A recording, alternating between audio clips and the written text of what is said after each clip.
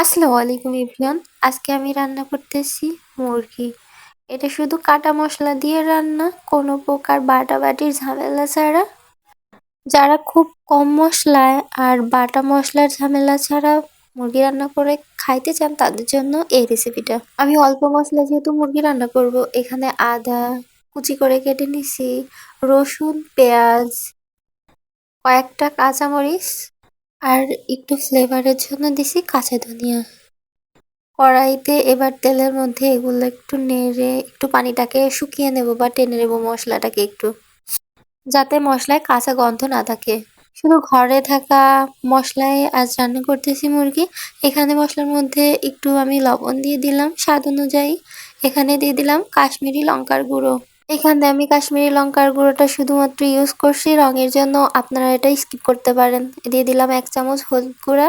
আর এখানে আমি গোটা জিরে ইউজ করছি, যেহেতু কোনো মশলা আমি বাটি নাই। এবার একটুখানি দিয়ে দিলাম আবার সেই কাঁচা ধনিয়া। এবার ভালো মতো মশলাটার সাথে নেড়ে সবগুলো মশলা মিশাই নিব। এখানে কেটে ধুয়ে রাখা পরিষ্কার করা মাংসটাকে আমি দিয়ে দিব মশলার মধ্যে। চিকেন ফ্রাই থেকে চিকেন কষা, মুরগি ভুনা, কত আইটেমই তো খাইছেন। একবার এই অল্প উপকরণ দিয়ে ঘরে থাকা কাটা মশলা দিয়ে আপনি মুরগিটাকে রান্না করে দেখেন। এটা পুরোটাই অন্যরকম একটা রান্না, ভুলার মতো নয়। বাটা মশলা দিয়ে মুরগি রান্না করে খাইতে খাইতে বোর হয়ে গেছিলাম, তাই ভাবলাম আজকে ট্রাই করি কাটা মশলা দিয়া। এখানে আমি রান্না করছি ব্রয়লার মুরগি। এখানে আপনারা সোনালি কিংবা অন্য টাইপের মুরগি, হাঁসও এভাবে রান্না করে খেয়ে দেখতে পারেন।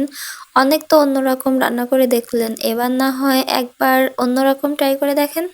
এবার আমার একটাই মিশন, মুরগির মধ্যে সেই কাটা মশলাগুলো আর ভালোভাবে যেন আমি নেড়ে চেড়ে একসাথে কষাই নিই। আপনি যত ভালোই রাঁধুনি হন না কেন, আসলে মাংস কষানোর হইছে মাংসর টেস্টের মূল রহস্য। আপনি যদি খুব ভালোভাবে মুরগিটাকে কষায় নেন, রান্না করার পরে দেখবেন অনেক মজাদার হইছে। এখানে আমি ব্রয়লার মুরগি ইউজ করছি, আর এই ব্রয়লার মুরগিটা আমাদের বাসার নিজস্ব পালা মুরগি। এখানে ব্রয়লার মুরগির ওজনটা ছিল প্রায় 4.5 কিলো। বাট এখানে আজকে আমি রান্না করতেছি 1 কেজি মুরগি।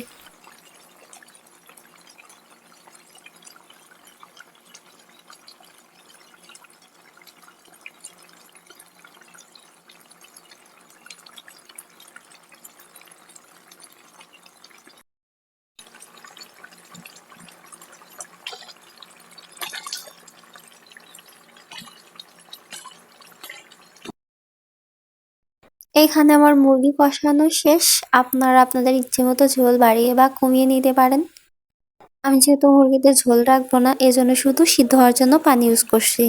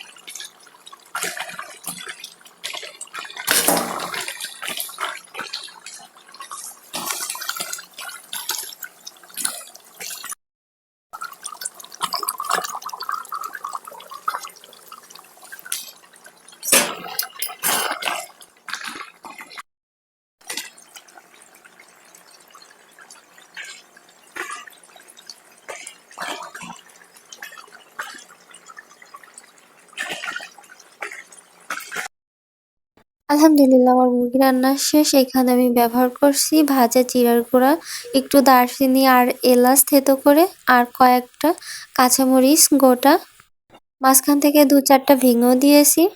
আর লাস্টে একটু স্ট্রং ফ্লেভারের জন্য আমি এখানে ব্যবহার করছি কাঁচা ধনিয়া পাতা। আলহামদুলিল্লাহ, আপনারা এভাবে ট্রাই করে দেখতে পারেন বাসায়, অনেক মজাদার। বিশেষ করে যারা একই টাইপের মাংস খেতে খেতে বোর হয়ে গেছেন, এভাবে ট্রাই করে দেখতে পারেন। এই মাংসটাকে আপনারা ভাত, রুটি, পরোটা, নান, পোলাও দিয়ে খেতে পারেন। আশা করি ভালো লাগবে ইনশাল্লাহ। ভিডিও ভালো লাগলে আমার পেজটিকে ফলো আর সাবস্ক্রাইব করতে ভুলবেন না। দোয়া রাখবেন, পাশে থাকবেন। সবাইকে আসসালামু আলাইকুম ওয়া রাহমাতুল্লাহি ওয়া বারাকাতুহু।